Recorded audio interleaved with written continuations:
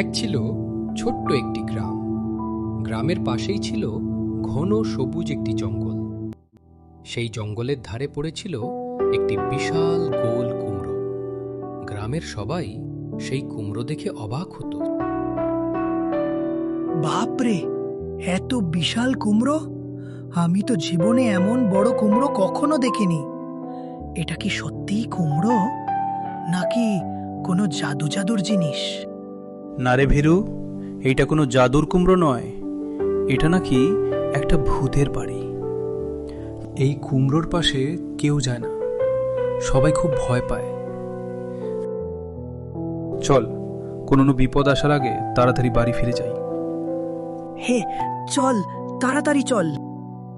এই কথা বলেই তারা ভয়ে কাঁপতে কাঁপতে দাঁড়িয়ে রইল। হঠাৎ দুজনেই জোরে দৌড়ে বাড়ির দিকে ছুটে গেল। গ্রামের এক সাহসী ছেলে রাহুল জঙ্গলে কাঠ কুড়াতে গেল। হাঁটতে হাঁটতে সে সেই বড় কুমড়োটার কাছে পৌঁছে গেল। ওয়াও, এটাই তাহলে সেই ভয়ঙ্কর কুমড়ো যার কথা সবাই বলে। রাহুল কথা শেষ করতেই হঠাৎ কুমড়োর ভেতর থেকে খর খটখট করে এক রহস্যময় অদ্ভুত আওয়াজ শোনা গেল। হঠাৎ মনে হলো ভেতর থেকে কেউ যেন রহস্যময় কণ্ঠে বলছে, কে এলে আমার কুমড়োর বাড়ির সামনে? কার এত বড় সাহস যে এখানে এসেছে? একটু ভয় পেলেও সাহস করে বলল, আমি রাহুল। আমি শুধু দেখতে এসেছি, আমি তোমার কোনো ক্ষতি করব না। হঠাৎ কুমড়োর দরজা ধীরে ধীরে খুলে গেল। ভিতর থেকে বেরিয়ে এলো এক বুড়ো ডাইনি। কিন্তু সে খুব ভয়ঙ্কর ছিল না, বরং তার চোখে ছিল এক ধরনের দুঃখ। ডাইনি মৃদু স্বরে বলল, ভয় পেও না বাচ্চা, আমি কাউকে কষ্ট দিই না। এই কুমড়োর ভেতরেই আমার ছোট সংসার।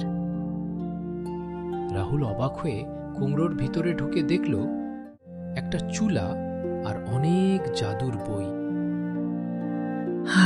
আমি এখানে একা থাকি, কেউ আমার বন্ধু হতে চায় না। সবাই শুধু আমাকে ভয় পায়। তুমি কি আমার বন্ধু হবে? রাহুল একটু ভেবে হাসি দিয়ে বলল, হে, আমি তোমার বন্ধু হব, কিন্তু আমার একটা শর্ত আছে। তুমি কোনোদিন কারো কোনো ক্ষতি করতে পারবে না। ঠিক আছে, আমি তোমাকে কথা দিচ্ছি, আমি আর কখনো কারো ক্ষতি করব না। রাহুল মাঝে মাঝে জঙ্গলে এসে ডাইনির সাথে গল্প করত। ডাইনিও তার জাদু দিয়ে রাহুলকে অনেক মজার জিনিস দেখাতো। ওয়াও, এটা কি সত্যিই সোনার কুড়োল? কি যে ঝলমলে আর সুন্দর! আমি তো বিশ্বাসই করতে পারছি না। হ্যাঁ, সত্যি বলছি, এটা সোনার কুড়োলই। বিশ্বাস হচ্ছে না? তাহলে দেখো, আমি এখনই তোমাকে কিছু দেখাচ্ছি। এই কথা বলেই ডাইনি জাদুর ছড়ি ঘুরিয়ে দিল। চারদিকে ঝিকিমিকি আলো ছড়িয়ে পড়ল, আর চোখের পলকে এক ঝকঝকে সোনার মুরগি হাজির হল। ওরে বাপরে, এটা আমি কি দেখছি? একটা সোনার মুরগি! এটা তো ভীষণ মজার কাণ্ড। আমি তো এমন কখনো দেখিনি। এই নাও, এই সোনার মুরগিটা তোমার জন্য। এটা প্রতিদিন তোমাকে একটা করে সোনার ডিম উপহার দেবে। আর শোনো, এই সোনার কুড়োল আর সোনার মুরগিটা যদি কেউ চুরি করে, তাহলে সে তৎক্ষণাৎ দরিদ্র হয়ে যাবে। এই বলে ডাইনি তার কুমড়োর বাসার দিকে ফিরে গেল, আর রাহুল সোনার কুড়োল আর সোনার মুরগি নিয়ে খুশি মনে বাড়ির পথে রওনা হলো। যখন গ্রামের ভেতরে প্রবেশ করল, তখন গ্রামের সবাই তাকে দেখে অবাক হয়ে গেল, আর সবাই বলতে লাগলো, এ কি? রাহুলের এক হাতে সোনার মুরগি আর অন্য হাতে সোনার কুড়োল! এ যে কি অবাক করা কাণ্ড গো!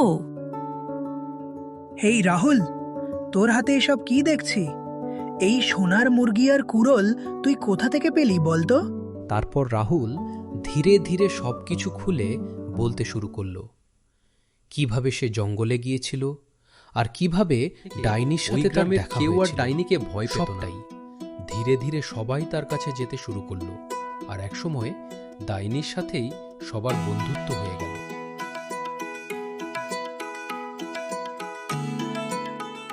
হ্যালো বন্ধুরা, এই গল্পটা থেকে আমরা শিখতে পারলাম যে কাউকে না জেনে তাকে ভয় পাওয়া বা বিচার করা ঠিক নয়, কারণ অনেক সময় যাকে আমরা ভয় পাই সেই আসলে খুব ভালো হতে পারে।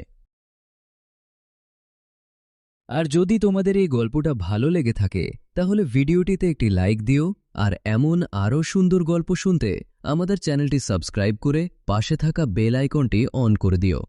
ধন্যবাদ বন্ধুরা, আবার দেখা হবে নতুন একটি গল্প নিয়ে।